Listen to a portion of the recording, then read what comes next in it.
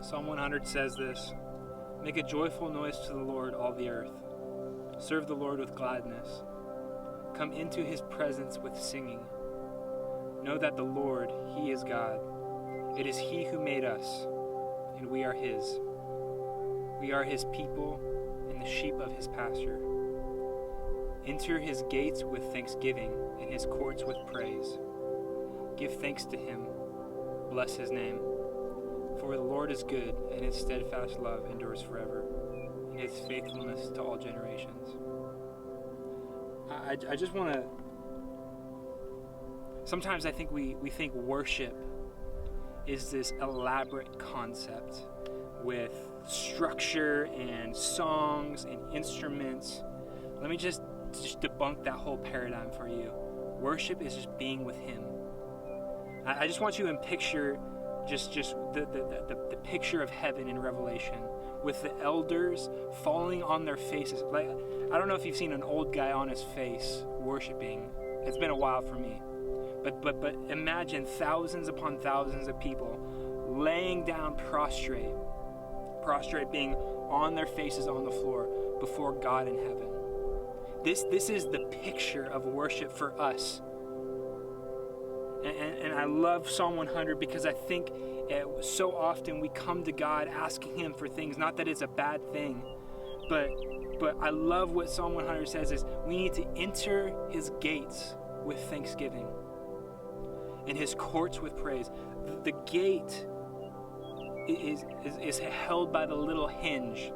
There's the door and then there's the hinge of the gate. And that hinge is thanksgiving.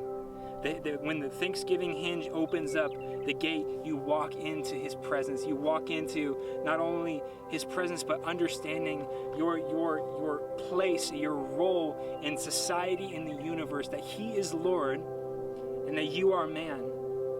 And sometimes we think worship and prayer and being with him is like is pretty much using Jesus as a genie in the bottle. Lord, give me this thing. I'll be in your presence. Please just give me this thing. Make my circumstance all right. But that's not what Jesus is worthy for. See, when we praise him, when we give him thanksgiving, when we notice and recognize something that he has done, it makes us realize that we didn't do it. He did it by his grace. He blessed us with it. And I just want to encourage you today, whenever you enter worship, prayer, whatever it is, worship, side note, is just sung prayer. Enter it with thanksgiving. Read Psalm 100 over yourself. It has worked wonders for me. There's times when I don't feel like giving thanksgiving, but there's something that is incredible that happens when you have the structure to know that I'm going to enter time with him, his presence with thanksgiving, is you recognize again his lordship and where you are and where he is and where you are. I just want to point this out. In verse 3 in Psalm 100 says, "Know that the Lord, he is God." Make a distinction. Know that he is Lord. He is the Lord. You answer to him. And it is he who made you. And get this, and we are his. He is your father. You can approach him and he hears your voice and you can hear his. This is worship isn't just singing karaoke. Worship is talking to him. And I would encourage you this, just a practical thing in worship. Try listening to him. Just try listening to hear what he has to say. In this time where we have so much time, I would encourage you to get before God in his presence. Fall on your face. There's something beautiful about physically posturing yourself before God. It allows your body to align with your heart. Posture yourself before him like Revelation. It's not weird, it's biblical.